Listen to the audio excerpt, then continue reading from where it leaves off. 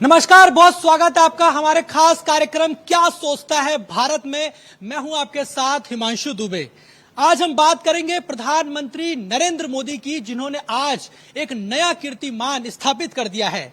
दरअसल प्रधानमंत्री नरेंद्र मोदी ने 12 साल का कार्यकाल तो पूरा कर ही लिया है, लेकिन उससे भी बड़ी बात यह है कि उन्होंने जवाहरलाल नेहरू का सबसे लंबा कार्यकाल का भी रिकॉर्ड तोड़ दिया है।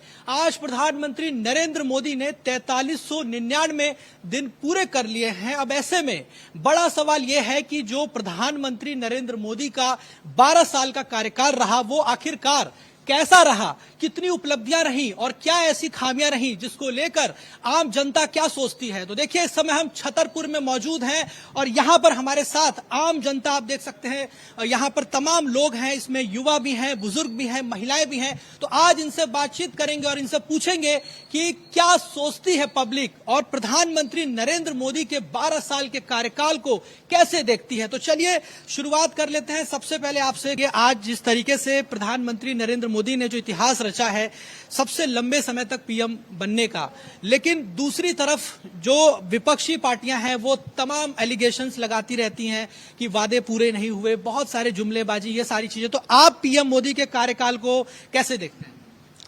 मैं माननीय प्रधानमंत्री जी को इस कार्यकाल के लिए बहुत बहुत बधाई देता हूं। ये जो उनका कार्यकाल रहा है 4399 दिन का, ये स्वर्णिम काल रहा है और आगे ऐसे उम्मीद है कि आगे 20 साल तक कम से कम कार्यकाल इनका चलेगा। जहां तक विकास की बात है, गरीबों में, पिछड़ों को, महिलाओं को, युवाओं को, चाहे देश के किसी भी क्षेत्र में कोई भी व्यक्ति हो, आम आदमी तक का, उन्होंने अपनी योजनाओं के माध्यम से लाभ पहुंचाया है। चाहे वो डीबीटी के माध्यम से जनधन खाते खुले, 58 करोड़ जनधन खाते खुल गए। महिलाएं जो या गांव के लोग जो बैंक में नहीं जा पाते थे, बैंक उनके पास पहुंचा, खाते खुला। सब्सिडी जो मिलती थी या सरकारी योजनाओं के पैसे होती थी, डायरेक्ट उनके पास पैसा पहुंचा। हमारे पूर्व प्रधानमंत्री रहे हैं, उन्होंने बोला था कि 1 रुपये शहर से केंद्र से चलता है तो 85 पैसे गायब हो जाता है, 15 पैसे मिलता है। लेकिन वो 1 रुपये का 1 रुपये उनके खाते में जा रहा। युवाओं के लिए उन्होंने काम किया। यहाँ पर देखिए और भी लोग हैं, इनसे भी बातचीत करते हैं, इनसे भी समझेंगे कि आखिरकार ये प्रधानमंत्री नरेंद्र मोदी के कार्यकाल को कैसे देखते हैं। आप तो भगवा वस्त्र में दिख रहे हैं, भगवाधारी हैं। पंडित जी हैं क्या? मैं पंडित आचार्य शशिभूषण तिवारी हूँ। और ये पंडित जी सुनिए, ये बताएं कि प्रधानमंत्री नरेंद्र मोदी ने जो कार्यकाल पूरा कर दिया 12 साल का और इतना लंबे समय तक पीएम बनने का, आप कैसे देखते हैं पीएम मोदी का कार्यकाल?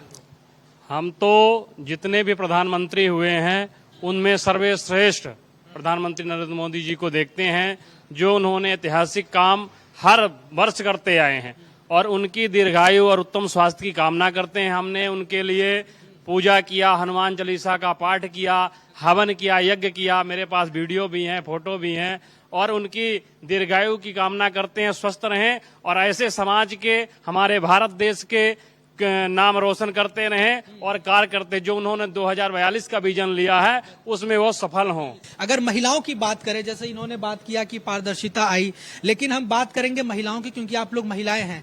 तो पीएम मोदी ने महिलाओं के लिए ऐसा क्या किया? क्योंकि वो तो कहते हैं कि महिलाओं के लिए शौचालय बने, महिलाओं के लिए जो है जनधन योजना जो है शुरू की गई, किसानों के लिए, उसके ऐसे अलावा बहुत सारे काम महिलाओं के लिए सरकार ने किया। सुरक्षा की बात करें, नारी सशक्तिकरण और नारी वंदन जो बिल लेकर आए गए, आप कैसे? जी देखिए हिमांशु जी, हमारे देश के यशस्वी प्रधानमंत्री श्री नरेंद्र मोदी जी, उन्होंने वैसे तो सभी के लिए काम किया है, क्योंकि उनका विजन, उनका नारा ही है देश का विकास करना, देश को सशक्त बनाना। लेकिन आधी आबादी के बारे में अगर किसी ने सोचा अब तक देश की आजादी के बाद, तो वो है हमारे नरेंद्र मोदी जी। ऐसे प्रधानमंत्री हम चाहते हैं कि हर देश को मिले, क्योंकि उससे क्या होता है कि जब देश को अच्छा प्रधानमंत्री मिलता है तो नारी भी सशक्त होती है। क्योंकि देश के बारे में तो हर कोई सोच लेता है, लेकिन नारियों के बारे में, महिलाओं के बारे में ऐसा बहुत कम होता है कि एक प्रधानमंत्री जी ने इतनी ऐसी ऐसी बातें उन्होंने महिलाओं के लिए सोची, वो योजनाओं के रूप में लागू हुई। जैसे शौचालय की अभी आपने बात करी, तो देखिए पहले क्या होता था, पहले फील्ड में महिलाएं जाती थी, अपनी इज्जत आबरू को हाथ में लेके जाती थी, कहीं कोई भी उनके साथ में दुर्घटना हो जाती थी, लेकिन की जवाबदेही किसी के पास नहीं होती थी। और आजकल अगर हम देखें तो इतनी सारी योजनाएं, जितनी भी योजनाएं हैं मोदी जी की, वो सारी की सारी योजनाएं महिलाओं से संबंधित है, आधी आबादी से संबंधित है। चाहे वो मुद्रा लोन की हम बात करें, चाहे महिलाएं चूल्हे पे काम करती थी, धुआं से उनका जो फिजिकल यानी कि आंखों में धुआं जाता था तो उससे भी उनको दिक्कत होती थी। तो इतनी छोटी छोटी बातें हमें दिखती हैं कि वो छोटी हैं, लेकिन वो छोटी नहीं है, बहुत बड़ी बातें हैं कि एक महिला की आंखों को अगर धुआं खराब कर रहा है तो क्यों ना इनके पास गैस सिलेंडर होना चाहिए, लेकिन स्थिति उनकी ऐसी नहीं है कि वो गैस सिलेंडर खरीद सके। तो उज्ज्वला योजना के तहत गरीब महिलाओं को गैस सिलेंडर उपलब्ध कराए, जल से नल उनको उपलब्ध कराया, जितने भी आवास गरीबों को दिए वो भी महिलाओं के नाम से ही उनको मिले। तो इतनी सारी योजनाएं। अभी नारी शक्ति वंदन की हम बात करें, 2023 में ये बिल पास हुआ है, नारी शक्ति वंदन बिल।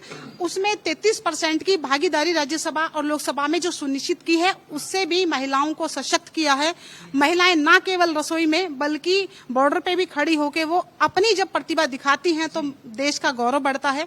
तो माननीय प्रधानमंत्री जी को हम सैल्यूट करते हैं, हर देश की महिला उनको सैल्यूट करती है कि उन्होंने महिलाओं के बारे में सोचा, चाहे वो 3 तलाक की बात हो, चाहे अन्य किसी भी योजना की बात हो। जी, यहाँ पर जिस तरीके से महिलाओं का ये कहना है कि प्रधानमंत्री नरेंद्र मोदी ने महिलाओं के लिए खूब सारे काम किए, जैसा कि उन्होंने बताया, ट्रिपल तलाक से लेकर अगर बात करें मुद्रा लोन की बात करें या फिर स्वच्छता के तहत शौचालय जो घर घर पहुंचाने का काम किया गया, वहीं अगर बात करें उज्ज्वला योजना के तहत मुफ्त में सिलेंडर दिया गया। लेकिन अब यहाँ पे युवा भी हैं, इनसे भी बातचीत करते हैं। अब देखिए, महिलाओं ने तो अपनी बात रखी, लेकिन आप कितना सहमत हैं? अगर युवाओं की बात करें, विपक्ष बहुत सारे मुद्दे उठाता रहता है। अभी हाल ही में पेपर लीक भी हुआ, बहुत सारे पेपर लीक का मुद्दा, अभी तो एक नई पार्टी भी बन गई। आप मोदी जी के कार्यकाल को एज ए युवा कैसे देख रहे हैं? मैं पहली बात तो बताना चाहता हूँ आपको कि जो विपक्ष बात उठाता रहता है ना, उठाने दो उनको, वो अच्छा है उठाएंगे तो, ताकि पता पड़े कि हमारे प्रधानमंत्री की क्षमता कितनी बड़ी है। इंसान को, लोगों को पता तो चले कि ये विपक्ष कितना गंदा गेम खेलते हैं और हमारे प्रधानमंत्री जी कितना अच्छा काम करते हैं। उन्होंने आज तक एक भी छुट्टी नहीं ली है। विपक्ष ने आज तक ये बात उठाई है कि उन्होंने छुट्टी क्यों नहीं ली है। वो उस दिन से लेके अब तक लगातार काम कर रहे अपने भारत देश के लिए।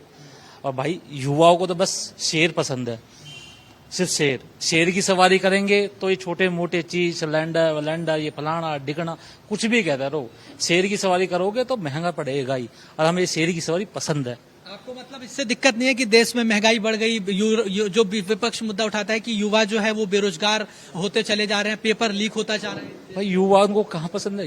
अब युवा फॉर्च्यूनर गाड़ी चलाता है तो फॉर्च्यूनर खर्चा नहीं उठा पाएगा जो बोलेगा। तो जब गाड़ी चलाएगा उसमें पेट्रोल भी डलवाएगा, उसकी इंश्योरेंस भी कराएगा, उसका टैक्स भी डलवाएगा, वो खर्चे से कोई दिक्कत नहीं है। पर शेर की सवारी तो शेर की सवारी है। आपने ये बताइए चाचा जी, जिस तरीके से प्रधानमंत्री नरेंद्र मोदी ने बुजुर्गों के लिए आपके हिसाब से क्या आपको लगता है ऐसा काम हुआ जो आपको लगता है बहुत अच्छा काम किया?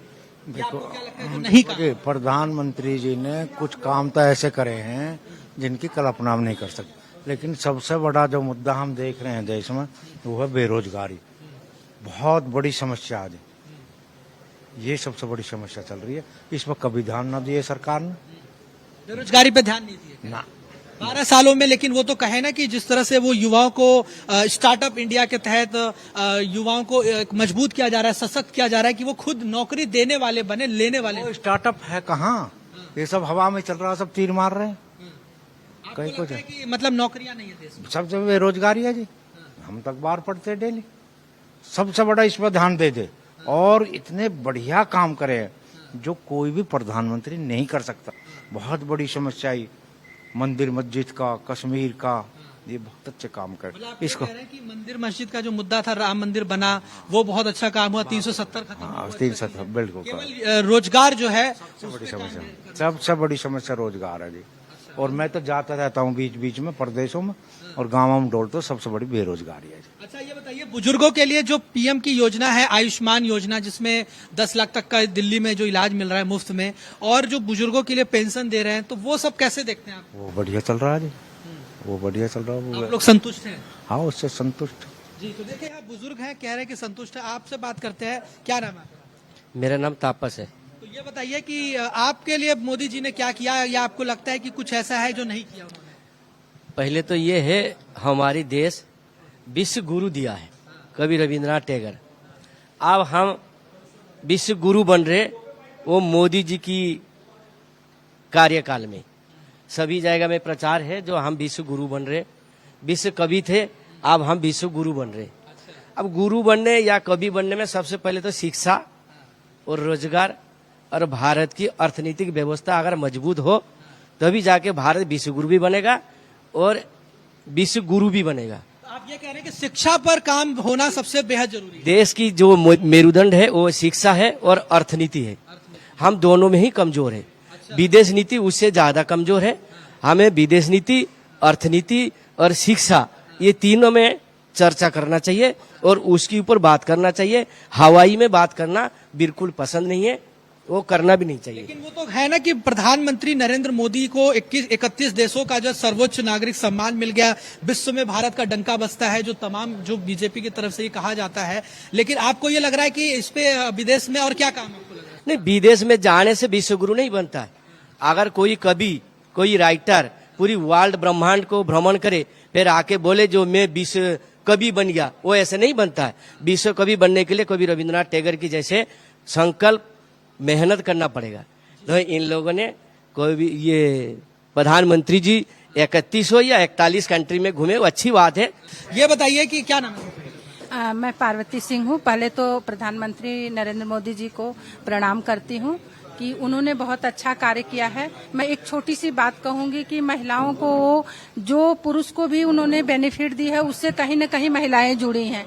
किसी टाइम मैं एक विलेज गांव से हूँ, तो जो उन्होंने किसान को जो 6,000 रुपए दिया, तो वो बहुत बड़ी चीज है, क्योंकि वो 6,000 रुपए से खाद, पानी, बीज लोगों को मिला। नहीं तो अपने घर के पत्नियों का लोग क्या करते थे, ज्वेलरी जो है वो गिरवी रखते थे। गिरवी रख के तो खेत के लिए खाद और बीज लाते थे। उस चीज से बहुत बड़ा लोगों को राहत मिली है। जैसे जो छोटे किसान है, जैसे जिसके पास 1 बीघा 2 बीघा खेत है, तो वो क्या करते थे कि जब सीजन आता था तो वो अपने पत्नी का ज्वेलरी लेते थे और सुनार के पास या कहीं गिरवी रख के उससे बीज और खाद का प्रबंध करते थे। तो वो गरीब के गरीब रह जाते थे।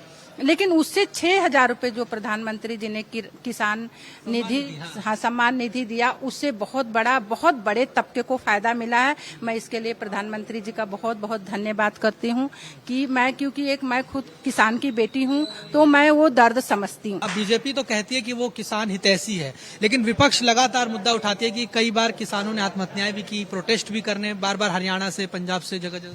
देखिए, वो किसान ये प्रोटेस्ट करते हैं जो कि बड़े हैं, जो बड़ा बिजनेस करते हैं, लेकिन वो किसान कभी नहीं प्रोटेक्स में बैठेंगे जिनके छोटे छोटे हैं, जो अपनी उसी खेती से अपना परिवार पालते हैं। वो किसान कभी प्रोटेक्स में नहीं जाएंगे। वो पहले भी प्रधानमंत्री जी का धन्यवाद करते थे, आज भी करते हैं।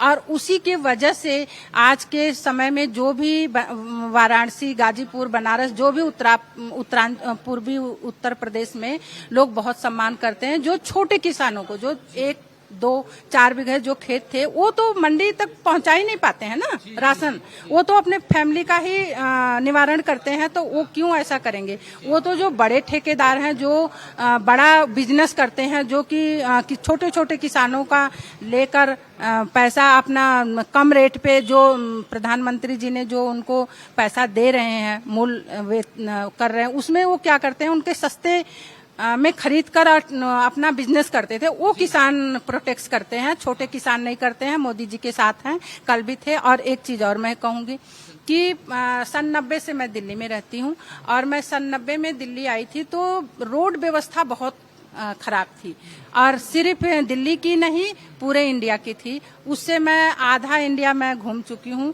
उससे मैं बहुत खुश हूँ कि उन्होंने एक शहर को दूसरे शहर से जोड़ा। तो इसके लिए यही प्रोग्रेस चाहिए। हाँ, सबसे बड़ी प्रोग्रेस बिजली, पानी और रोड है, तो हमारे देश का ये मेन प्रोग्रेस यही है। तो इसके लिए मैं प्रधानमंत्री जी का बहुत बहुत धन्यवाद करती हूँ। बाकी ये 2 चीज तो मैं जहाँ तक समझती हूँ कि ये मूलभूत है। ये किसानों के लिए जो काम हुआ, आप मुझे ये बताइए कि जिस तरीके से कहा जाता है कि सबका साथ, सबका विकास और सबका विश्वास का जो नारा मोदी जी दिए हैं, लेकिन उन पर ये जो आरोप कई बार विपक्षी लगाती हैं कि एक तुष्टीकरण, मतलब कि जो दूसरे समुदाय के लोग हैं उनके लिए काम नहीं होता या भेदभाव होता है, इस तरह की चीजें हैं। तो आप मुझे बताइए कि मोदी जी क्या वाकई में सबको लेकर चलते हैं या फिर एक विशेष धर्म के लिए काम? हाँ जी, मैं पूरन सिंह। जैसे सबके साथ सबको एक ही नजर से देखते हैं। 80 करोड़ लोगों को जो अन्न योजना है वो सबको मिल रहा है, उसमें कोई धर्म नहीं है। सबसे बड़ा काम जो किया है, आज तक लाल किले पे सिख धर्म को छोड़ के किसी भी धर्म का झंडा लहराया नहीं है। मोदी जी ने 9वें गुरु तेग बहादुर साहब का 350वां शहीदी दिवस मनाया पूरे हिंदुस्तान लेवल पे। ये बहुत बड़ा काम है। तुष्टीकरण नहीं करते, सब धर्मों को लेके चलते हैं। एक बात और कि सबका साथ जो है, शुरू में क्या होता था, अंग्रेजों की पॉलिसी करता हूं कि हमें कोई फॉर्म, किसी का ओबीसी सर्टिफिकेट बनाना है, किसी का बर्थ सर्टिफिकेट बनवाना है, गजेटेड अफसर से साइन करवाने पड़ते थे, तो वो सेल्फ अटेस्ट हो गए। उसके बाद मुद्रा ऋण योजना, पहले कोई लोन चाहिए, छोटा लोन गाड़ी के लिए चाहिए, ऑटो के लिए चाहिए, तो कोई सरकारी नौकरी वाला, कोई बड़ा बिजनेसमैन का जमानत चाहिए होती थी। लेकिन आज अगर आपके पास ड्राइविंग लाइसेंस है तो 20 लाख की गाड़ी भी आपके पर्सनल जिम्मेवारी पे, ड्राइविंग लाइसेंस पे आपको लोन मिलेगा। एक स्वनिधि योजना है, 10,000 रुपए से शुरू होता है, बिना ब्याज का पैसा। जो छोटे रेडी पटरी वाले हैं, अगले साल उनको 20,000 मिलेगा, फिर 50,000 मिलेगा, फिर 1 लाख मिलेगा। मेरे पास यहाँ पर हमारे छतरपुर में कम से कम 400-500 लोग हैं जो इस बार 1 लाख रुपया बिना ब्याज के लेंगे, लेकिन उनको 1 साल में वापिस करना है। तो ऐसे बहुत सारी मोदी जी ने, जैसे सड़क की बात करता हूँ, अभी 12 तारीख को गुवाहाटी में मैं गया था, बाई रोड गया था, तो आप यकीन कर सकते हैं कि लखनऊ से कुल 11 घंटे में मैं सिलीगुड़ी पहुंच गया। 950 किलोमीटर रोड इतने अच्छे हैं ये, क्योंकि उनका असम के सीएम के शपथ ग्रहण समारोह में गया था। तो ये एक एग्जाम्पल है। अभी जैसे गंगानगर जाते थे तो 11 घंटे लगते थे, और अभी 11 घंटे में आना जाना हो जाता है। एक एग्जीक्यूटिव का 3 दिन का टाइम बचता है, यानी एक दिन जाएगा, अगले दिन वो प्रोग्राम अटेंड करेगा, तीसरे दिन वापिस आएगा। अब सेम डे सुबह 4 बजे निकलो, 10 बजे वहां पहुंचो, दिन में प्रोग्राम अटेंड करो, रात को घर में वापस।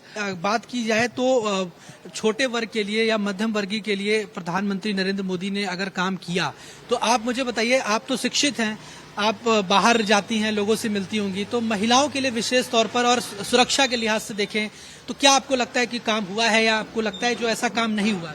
सबसे पहले मैं माननीय प्रधानमंत्री नरेंद्र मोदी जी को मैं उनके 12 साल का कार्यकाल पूरा होने के उपलक्ष्य में मैं उनको बहुत बहुत मुबारकबाद देती हूँ। और जहाँ तक उनका सवाल है कि हमारे नरेंद्र मोदी प्रधानमंत्री जी ने नारियों के लिए मुद्रा लोन की योजना की व्यवस्था की है, जो सबसे पहले कि जो गाँव की महिलाएं हैं, गरीब हैं, मध्यम वर्ग की जो महिलाएं हैं, जो अपना व्यवसाय या घरेलू व्यवसाय कुछ करने के लिए कुछ भी करना होता है तो उनको बहुत सारी परेशानियों का सामना करना पड़ता है। उन्होंने मध्यम वर्ग की महिलाओं के लिए 10 लाख तक का लोन की व्यवस्था की गई है कि जो बिना किसी गारंटी के 10 लाख का लोन को दिया जा सकता है। इसके तहत उन्होंने किसान वर्ग योजना भी एक योजना चलाई है, जिसमें किसानों को प्रतिवर्ष 6,000 रुपया साल प्रतिवर्ष उनके खाते में जाता है, वो किसानों को जाता है, जिससे कि परेशानी आगे पीछे होते हैं, हर साल उनके खाते में जाता है। आपने बताया कि किसानों के लिए किया उन्होंने, लेकिन महिलाओं की बात करें, सुरक्षा की बात करें, तो सुरक्षा कितना महसूस करती हैं, क्योंकि आप बाहर निकलती होंगी रात में, दिन में, तो क्या उन्होंने इसके लिए बहुत ज्यादा सुरक्षा सिक्योरिटी पर, सबसे पहले तो मैं गाँव की बात करूंगी, क्योंकि हमारे शहर में तो सब जगह सिक्योरिटी भी रहती है, रोशनी भी रहती है, लाइट भी रहती है, उस चीज के लिए व्यवस्था पूरी है। लेकिन गांव में बहुत ज्यादा हमारा जो देश है, हमारा जो गांव जो मिशन शक्ति है, जो पिछड़ा वर्ग है, वो बहुत ज्यादा विकसित हुआ है। गांव में लाइट की व्यवस्था की गई है, हमारी लेडीज के लिए जो है अपने जो एलपीजी गैस की व्यवस्था की गई है। और इसके अलावा जो है जैसे वॉशरूम वगैरह की जो है, जो बाहर टॉयलेट के लिए जाना पड़ता था, अपना रात बेरा जाना पड़ता था, जो अनसिक्योरिटी फील होती थी, बहुत सारे हादसे हो जाते थे, छोटी छोटी बच्चियों के साथ हादसे हो जाते थे, उनके लिए शौचालय का भी, अपना सुलभ शौचालय का भी सिक्योरिटी के तहत देखा जाए मान सम्मान दिया गया है। ये जो सरकार है, मोदी जी की गवर्नमेंट है, उन्होंने सनातन के लिए काम किया है या फिर नहीं? सनातन के लिए सर्वश्रेष्ठ और अत्यधिक काम किया है, और अभी तो मथुरा बाकी है। मथुरा की बारी बहुत जल्दी है, आप लोग बहुत जल्दी ही आपके नजर में आएगा, और इसी 2027 में आप देखेंगे कि मथुरा का भी कॉरिडोर तैयार हो जाएगा। और मोदी जी ने अपने देश के लिए, समाज के लिए जो ऑपरेशन सिंदूर करके दिखाया, हमारे देश का जो है सीना चौड़ा किया, और सभी महिलाओं के सिंदूर का बदला लिया, और पूरे पाकिस्तान को तबाह कर दिया। जो 56 इंच का दिखाते थे वो करके दिखाए, बोलते थे ना तो 56 इंच का वो करके दिखाए और महीने के अंदर जो है रिजल्ट दिखाए। तो मोदी जी बिना थके बिना रुके निरंतर कार्य कर रहे हैं हमारे देश के लिए, और महंगाई कुछ भी नहीं है। विदेशों में देखिए हाहाकार मचा हुआ है, कैसे मैनेज कर रहे हैं। 1-2 रुपए 4 रुपए कुछ भी नहीं है, ये तो चलता है। ये बताइए कि अब आपसे हम खत्म करने की सोच रहे हैं, ये बताइए जो विकसित भारत की बात होती है 2047 तक, आपको लगता है कि वो संकल्प पूरा हो पाएगा? प्रधानमंत्री नरेंद्र मोदी का सपना मोदी जी का एक सोच है, विकास भी विरासत भी। हिंदुत्व को लेकर के, सनातन संस्कृति को लेकर के उन्होंने इतना बड़ा कार्य किया है कि धारा 370 उन्होंने सबसे बड़ा जो मुद्दा था वो खत्म कर दिया। 500 सालों में जो अटका हुआ श्री राम मंदिर का कार्य था वो उनके कार्यकाल में पूरा हुआ। देश का इंफ्रास्ट्रक्चर जो है इतना मजबूत हुआ, चाहे ऊर्जा के क्षेत्र में हो चाहे वो भ्रष्टाचार के क्षेत्र में हो, इतना लगाम लगा दिया कि ये जो कार्य है ना भूतो न भविष्यति। मोदी जी का कार्यकाल स्वर्णिम काल है और इस पूरे कालखंड को देखा जाए तो हर दिन एक नई योजनाएं और विकास को लेकर के एक नए कीर्तिमान स्थापित करते जा रहे हैं। करिए जो तमाम लोग थे इसमें युवा थी, महिलाएं थे और बुजुर्ग भी थे, हर वर्ग के लोग थे और ज्यादातर लोगों ने यही कहा कि प्रधानमंत्री नरेंद्र मोदी का ये 12 साल जो है वो सेवा का रहा। प्रधानमंत्री नरेंद्र मोदी ने इन 12 सालों में विकास की गति को और तेजी से पहुंचाया, किस तरीके से अर्थव्यवस्था को मजबूत किया और कैसे भारत सशक्त हुआ, मजबूत हुआ और कई अनेकों ऐसे काम महिलाओं को लेकर किया, महिलाओं को सशक्तिकरण किया गया, कैसे किसानों को मजबूत किया गया, किस तरीके से बुजुर्गों की मदद की गई, बच्चों की मदद की गई और कैसे युवाओं को और ज्यादा रोजगार पैदा करने के लिए किस तरह से अलग अलग इंफ्रास्ट्रक्चर, अलग अलग तरीके से जो रोजगार के अवसर पैदा किए। तो कुल मिलाकर ये कह सकते हैं कि इन 12 सालों में प्रधानमंत्री नरेंद्र मोदी के कार्यकाल से ये लोग, ज्यादातर जो लोग हैं वो संतुष्ट दिखाई दिए और ये कह रहे हैं कि आने वाले समय में भी प्रधानमंत्री नरेंद्र मोदी इसी तरीके से देश का विकास करते रहे और 2047 का जो सपना है विश्व गुरु के साथ ही विकसित भारत का, वो सपना भी जल्द पूरा हो सके। इसी तरह तमाम बड़ी खबरों को देखने के लिए आप देखते रहिए भारत एक्सप्रेस। धन्यवाद।